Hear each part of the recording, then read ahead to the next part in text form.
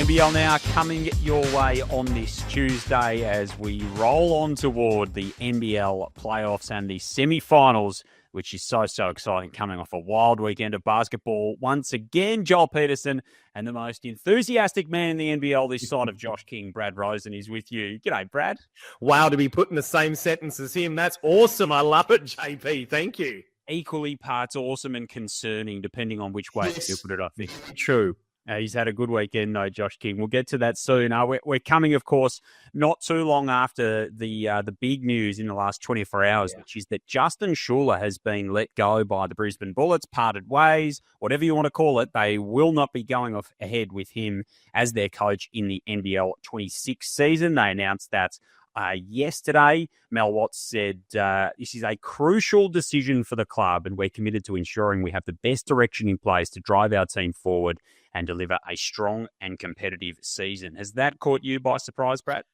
Yes and no is my answer to that, Joel. And the reason I'll say yes is I thought he's had 2 seasons. This season has been hampered with injuries. And they were still with, a round or 2 to go, a chance to make the play-ins and playoffs. And I thought to myself, do you give him another year because of everything he's been able to do? But at the end of the season, when I hear there's going to be a full review, then I didn't think he's going to be there. Once I heard that, that's never a good sign. And when I saw that news yesterday, it didn't shock me. But if I'm Justin Schueller, of course I would feel disappointed. He just didn't get his full roster on the park the whole season, basically. And if they can get on there, he would like to think that they would have been a playoff team. So tough gig, but hey, we're in the professional sport and that's what happens. It's been swirling for a little while. You've sort of been hearing little bits and bobs about this for a few weeks now. So it had been sort of doing the rounds. But, you think about 2 years ago, the Brisbane Bullets found themselves in this position at the start of the season. They got rid of James Duncan, and then they went through a couple of interim coaches, and then they land with Justin Schueller to take over the role. And then, 2 years down the track, Mel Watts wins the Executive of the Year, and you're sitting there on the awards night thinking, Casey Prather's in an all-NBL team. Maybe things are starting to turn around for the Bullets. The cynic in me says, all righto, are we here again with Brisbane? But do you think there's enough there in the way they're doing things at the moment to say that this is a franchise that's on the right track and this could be the move that sort of pushes them forward? Yeah. I mean, if they don't feel that Justin can take them to the next stage of where they want to go to, then what's the use of waiting for 6 games, 8 games, 9 games? They don't want to be in a situation very similar to South East Melbourne Phoenix this year, where they turn around and they're 0-5 and, oh my God, what are we going to do? Now, that happened with Illawarra 2 seasons ago. It happened with, South East Melbourne this year. You can't keep, going to the well and hoping it happens. So if that's how they felt, I like it. And I'm not saying that's nothing to do with Justin Schueller. I just think, right, we've got this. We're that close. We feel that we can go to the next level. Now the key is what they do. And that's really where it comes down to. So for me, I'm on that fence at the moment going, righto, Brisbane, I like what you're thinking. You want to get there. You're being serious. Now let's see how serious you are. The coach will dictate where you go. You look at all the teams lately. You look at the Tatum situation. You look at the Josh King situation. You look at all of these coaches that are doing what they're doing. Now is where you have to make that decision, and it's going to cost you, because if you go for a cheaper assistant coach that hasn't got experience, then you're going back to what you've done before. So where is that mindset? Or are you going to go for an experienced coach, which is going to cost you more? Now we're being serious. Let's see what Brisbane do, and I'm really interested to see where they go. Yeah, Derek Rucker went down this road a little bit on Moments That Mattered yesterday, where he sort of said, if you're going to go and get a coach, go big, go to the top. Yep. Look at what Josh King's done. If you go and spend and get the right person, that it can turn it around. So what type of coach, not necessarily getting into names, but what type of coach does Brisbane need? So the one thing I've loved, and I keep using Tatum and Josh King as an example, but I can use, Scott Roth on this, I can use Gorge on this, John Rillie on this. When you see them and you go to talk to them, it's like you're talking to the principal of your high school. You're anxious, you're nervous a little bit because they're just that little bit above you. Right? They're just hearing about that. And you're just a little bit like, when you go and see Tatum and I'm in Illawarra, it's, hello, Mr. Tatum. You just feel like that's what you've got to do. Why? Because they're fantastic man management people. Now, anyone signs coaches, Brisbane, Cairns, whoever they coach, I can tell you their X's and O's will be fine. They will be able to coach. They'll be able to put their defensive positions in place, their D-trans, their offense, their screen and roll. We're going to blitz on this. We're going to... All of that, I have absolutely no doubt, will be fine. It's how you manage people that is what makes coaches, to me, that extra percentage. I don't know if the X's and O's are as big as what it used to be in an NBL now. I would say I don't know what the percentage is, but to me, the man management is the biggest one. We were on an NBL pod at the beginning of this season, or 5 or 7 rounds into it, and you said, what's the first thing that Josh King needs to do to this team? And I said, have a coffee with every one of them. That is what they need to be able to do with Brisbane. They need these players to want to run through a brick wall. I don't know if Southeast Melbourne win that game without the coaches that they had the other day against Adelaide. That's what Brisbane need to do. So there's guys now you talk about. You can see Sam McKinnon, right? He's done a bit with Southeast Melbourne, an old Brisbane guy. Is that the guy you want to go to? Then I heard names like Jacob Chance, CJ Bruton. Do you go down that path? Chase Buford from overseas. Does Moda Mayer want another one? And I'll tell you another one, and I want to throw it out there. Do you go to Derek Rucker? And do you say to him, yes, yeah, right, Ruck, you're a Brisbane guy. Let's go. Get your assistant coaches. That guy knows his X's and O's, and he would say to the players in their eye, this is what you need to do. No mollycoddling. We've got to get it done. That is the biggest decision for Brisbane. And this is like, you're going to sign a coach for, well, if it's a proper big coach, you'd think it would be a 3-year deal. That's what you need. Massive decision. Players on the back burner right now. Get the coach, get it right. And whatever it's going to cost you, it will pay off if you get the right one.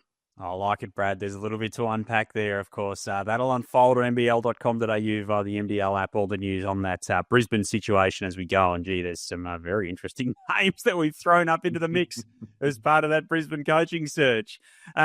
Let's talk about the play-in game, Southeast Melbourne, Adelaide. It was Sunday afternoon at John Cain Arena. Awesome. It was unbelievable. Wasn't it? The most Adelaide thing you've ever seen. And in a way, it was a microcosm of both of those two seasons. You think back to early in the year, they met. They were both winless. Southeast Melbourne go 0-5. They come roaring home at the back end of the season, and Adelaide just continue to undo themselves, and that's the way that game played out. So where do you want to start? Do you want to start with the Southeast Melbourne side of it or the Adelaide side of it? I want to start with Adelaide, but before we even start with that, I want a minute here for Jason Cadee. That guy is a stalwart of our league. What he was able to do, to see him have tears in his eyes yesterday at the end of that game, gave me goosebumps. It's even given me goosebumps as I'm talking about it now. What a fantastic guy. And when I think of Jason Cadee, I think of what players say about him. There isn't a guy that doesn't love him. Another guy that comes to mind is that Damian Martin type thing where just everyone loved him. His teammates, look at Sobey go up to him yesterday, and you could see that was real. That was, mate, well done on a fantastic career. And you could see what it meant to a guy like Jason D. And he's played in a number of teams, and yes, he's an ex-Sydney boy as well. But this guy was in an accident that really could have made him not play again.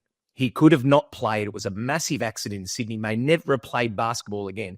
And to be able to get 400 whatever games it is, an absolute shout out to him on an outstanding career for being an outstanding guy. And if that's not a coach in waiting, I never know one that will be. So I wanted to start on that, and a huge congratulations to Jason Cadee. Now, with Adelaide, we saw their whole season in 4 quarters. That was exactly it. We're seeing half-court shots. We're seeing dancer, rolled ankles. I need a sub. I'm back on. We're seeing everything that you got to see. Then we see 30 points in the second half. JP, welcome to the Adelaide 36ers. It's a hell of a show for reasons good and bad. Derek Rucker said yesterday that he would run it back with that Adelaide team. Oh, yeah. Are you of the same mindset? Yeah, hell yeah. I love it. I love it. Kendrick Davis, take those 4 again. I think there are some things that they could change. I don't know if we'd see Jarrell Martin. That was probably the only one I'd probably go, if he's healthy, he's great. Just never really played minutes here and there and had some games, but just didn't, get over that hump for me. But Kendrick, DJ, Isaac, Sunday Deck, Montrez, absolutely. Bring them all back. interesting. Let's see. I mean, the coach is signed for another year, I believe, but that'll be interesting to see how that goes, because we can go back and there was issues and a lot of talk about situations between certain players and coaches. But push comes to shove, they were a half away from going into a semi-final series against Illawarra. That could all be in the back burner now, and everyone could love each other, and we don't know where it's going there. But what I can say is that team has got a really nice nucleus. And if it wasn't for the stuff that happened on the beginning of the year, they're not playing in that 5-6 and then 3-4 or whatever 4-5. They're playing and straight into a semi-final. So if you can bring that team back, absolutely. Kendrick Davis, that's your first signing. That guy is gold and an MVP in the next few years. Yeah, it's an interesting one and I've heard it sort of put that if it wasn't for the pain of John Kane, that they wouldn't be in that position. But I could argue that, JP. I agree with you, but then I look at it, if they didn't go through that and weren't in the position that they were in before that Sydney game, do they have that big meeting, the team crisis meeting? So maybe that would have, so I look at it and think everything's done for a reason. If they had it all over again, of course you wouldn't want to do that and lose your players for the amount of games that they lost them, because they literally gave those wins away. But then you could argue, do they win in certain places where you would have thought they weren't going to get the win?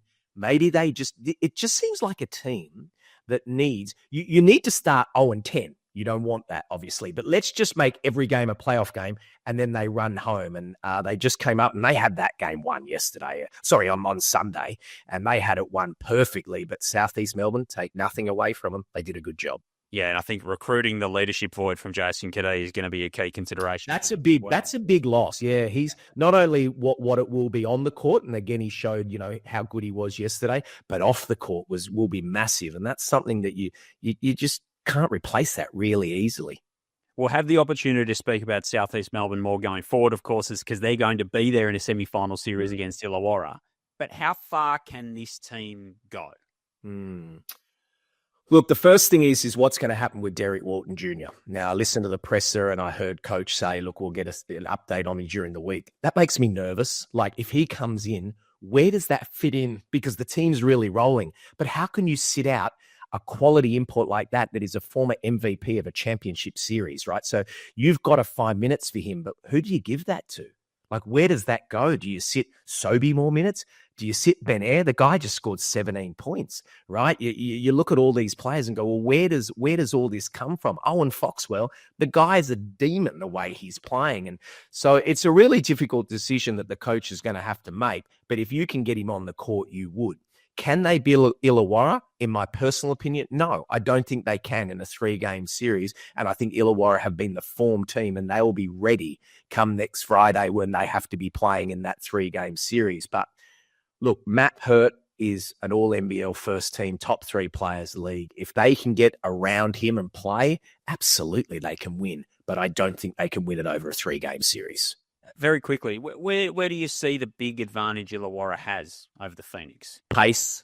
I know Illawarra love to get up and down the court, and I know South East Melbourne are good on defense, but I love the way Illawarra are defending what they've got and just go. And there's so many weapons on the court. If this guy's not balling, you've got the next guy in. They've got 2 all-NBL first teams, and one could argue maybe Sam Froling should have been in there as well.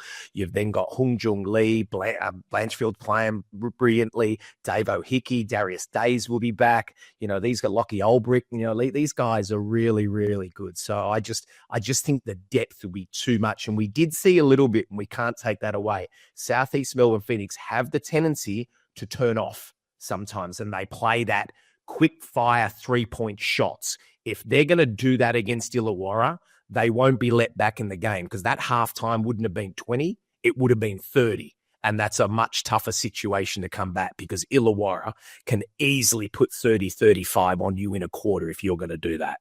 Yeah, it's sort of reminiscent of the Hawks going to play Melbourne in that series last year a little bit too, where they charged toward the playoffs. Melbourne had been the best team all year. Yes, the Hawks gave them all they could handle, but they just run into the team that was sort of ready, the best regular season team ready to go and primed for it. So that'll be a fascinating series when it rolls around. When we do get to semi-finals, Brad, and we're a week away, we're going to have to bide our time a little bit through the FIBA break. But no, I don't know what I'm going to do with myself. And I know you're going to have problems in that area as well. Is there a team you're looking forward to watching most? And it might be because you know what you're going to get, or you don't know what you're going to get. Is there one team that you just go, I'm intrigued about what they will be? Look, I mean, number one, I didn't know you were going to ask this question, so this is coming flush straight out of my mind. It's Illawarra. Are they going to be the same pace team and play with that free-flowing game that they've played with all year come the playoff time? Everyone knows. You look at the last few games that were watched in those playing games, there was some low scores, right? And teams were struggling. And even the commentators, you can say, oh, it's been a tough start. They're feeling their way through. And I remember, when you play in these games and when you're coaching in these games, those shots just fall a little bit shorter. The 3-point shot just feels a little bit longer. So are these Illawarra Hawks going to play with that free-flowing game that they have been amazing? And can they sustain that for 40 minutes over a 3-game series and then a 5-game series? That's what I really, really look forward to.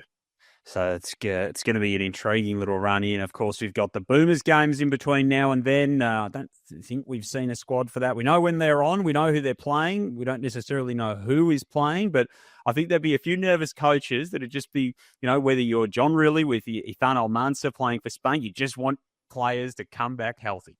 Well, that's right. And they play in Gippsland, and I think they're playing on, I think it's Thursday night versus Indonesia and then Sunday versus Thailand. I don't know the teams either, but it would be interesting to see who gets. Now, if I'm a coach, I don't want any of my players playing. Stay indoors, let's get going. But also the fact that, like an Illawarra and a Melbourne haven't played for 2.5 weeks by the time we get there, or whatever it is, something around that. And Perth only a few days shy of that. So that's going to be, really interesting to see how teams come out. But as mouth-watering as that Illawarra Southeast is, that is going to be a bloodbath, that Melbourne versus Perth. They are two teams that do not like each other.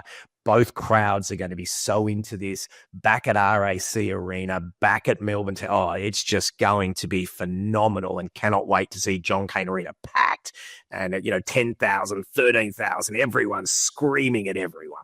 Yeah, it's going to be absolutely awesome. And, of course, we've got Derek Rucker's top 15 to keep our appetites wet among all of that. So it's going to be a lot of fun across the course of the NBL as we lead into the semi-final series. Brad, always appreciate your thoughts, your enthusiasm. Great to talk hoops with you.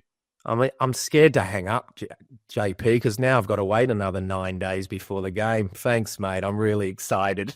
That's all right. I'll jump on FaceTime with you every day. There we go. Now we're ready. Let's do it. I like it. Brad Rosen with you on NBL Now. Thanks for your company. Plenty more coming throughout the week. NBL.com and the NBL app, the place to get all your news.